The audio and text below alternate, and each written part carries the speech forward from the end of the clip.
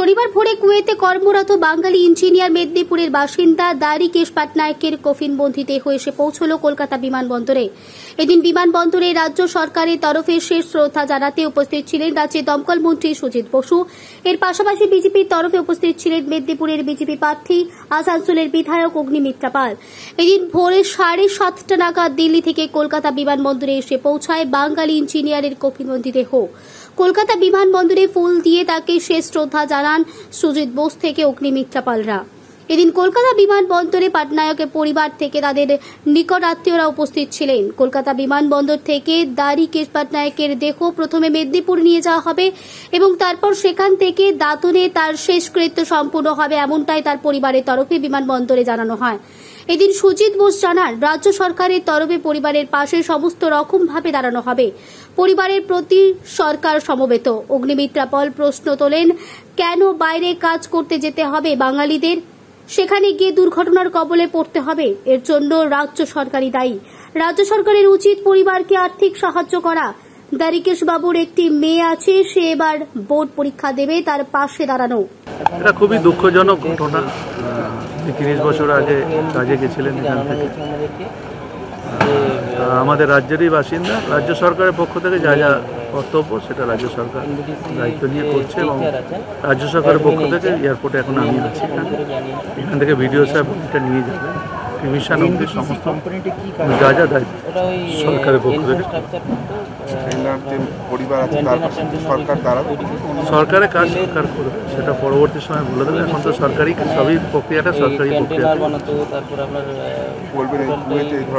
খুবই দুঃখজনক ঘটনা, বললাম তো, খুব মর্মান্তিক দুঃখজনক অগ্নিকাণ্ডের একটা ঘটনা এখানেও গতকাল হয়েছিল। এখানে যেটা হয়েছিল কালকে দেখেছেন, 2 ঘন্টার মধ্যে সেটাকে নেওয়ানো হয়ে গেছে। আর আমরা ঘটনা এনকোয়ারি করছি, যদি কেউ দোষী সাব্যস্ত হয় সেটা আইন বারবার আপনারা দেন, সেটা হচ্ছে এই রাজ্যে তো তবে কোনো কর্মসংস্থান নেই, মানুষকে বিভিন্ন দেশে বিদেশে গিয়ে মরে যেতে হচ্ছে। কখনো উত্তরাখণ্ডের টানেলে আমাদের বাঙালি তারা ফেসে যায়, তারা মৃত্যু হয়। কখনো কুয়েতে গিয়ে তারা ঝলসে যায়, সেখান থেকে তাদের অর্ধপোড়া মৃতদেহ আসে। কেন বারবার এটা হচ্ছে কেন? অত্যন্ত মর্মান্তিক। এবং মেদিনীপুরের মানুষ, কালকে আমি ওনার বাড়িতেও গেছিলাম। বাড়িতে ওনার স্ত্রী, ওনার একটি 14 বছরের মেয়ে, নেক্সট ইয়ার যে বোর্ড এক্সাম দেবে ক্লাস 12-এ, তার এতটাই মানে শকড এবং ট্রমাটাইজড তার কন্যা, যে তাকে ইনজেকশন, ঘুমের ওষুধ দিয়ে তাকে রাখা হয়েছিল, এবং তার স্ত্রীও একদমই খুবই খারাপ অবস্থা। বাবা মা সমস্ত পরিবারকে ছেড়ে আজকে তাকে যেতে হয়েছে কুয়েতে কাজ করার জন্য, ছুটি কাটানোর জন্য নয়।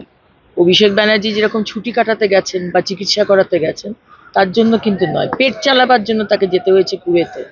এবং বারবারই আমরা দেখতে পাচ্ছি যে এই ধরনের, যেটা আপনি বললেন যে কাশ্মীরে বোম ফাটলো, সেখানেও পশ্চিমবঙ্গের পরিযায়ী শ্রমিক, মিজোরামে ব্রিজ ভাঙলো, সেখানেও পশ্চিমবঙ্গের পরিযায়ী শ্রমিক, এবং কুয়েতেও আজকে দেখতে পাচ্ছি সেখানে আগুনে প্রচুর মানুষ মারা গেছে এবং আমাদের মেদিনীপুরের মানুষটাও রয়েছে।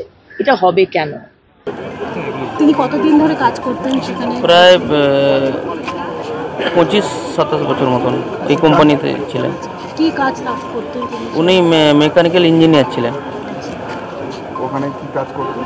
মেকানিক্যাল ইঞ্জিনিয়ার, মানে এনবিটিসি বলে একটা কোম্পানি আছে, সেখানে ইনফ্রাস্ট্রাকচার তৈরি করতে, লোহার ইকুইপমেন্ট, বিভিন্ন রকমের ক্যান্টেনার টাইপের।